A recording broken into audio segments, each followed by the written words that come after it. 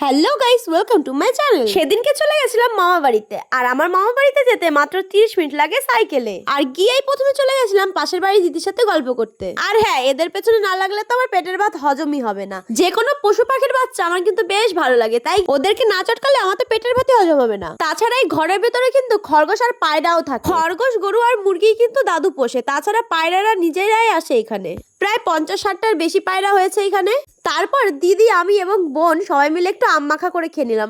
বছরের প্রথম পাকা আমটা কিন্তু আমি মামা বাড়িতে গিয়েই খেলাম। দিদাকে মিষ্টি আম বলে আমি কিন্তু টক আম খাইয়ে দিয়েছি। তারপর কাঁচা আম নেওয়ার জন্য চলে গেছিলাম ঘরের পেছনে। এখানে আমি আর দাদু মিলে গাছ থেকে আম পাড়ছিলাম। তোমরা জাস্ট দেখো, লিচুর মতো থোকা থোকা হয়ে আম হয়েছে। গাছের ডাল এতটাই নিচে ছিল যে আমি আর দাদু হাত দিয়েই আম পাড়ছিলাম। এতগুলো আম হাত দিয়ে পেরে আমি তো বেজায় খুশি। বিকেল হয়ে যায়, আমরা বেরিয়ে পড়ি মামা বাড়ি থেকে, কারণ আমার এসে আরো পড়ানো ছিল। আমরা গেছিলাম গরুকে খাওয়ানোর জন্য আটা দিয়ে আসতে। আর দেখো দাদু কত কিছু ব্যাগে দিয়ে দিয়েছে।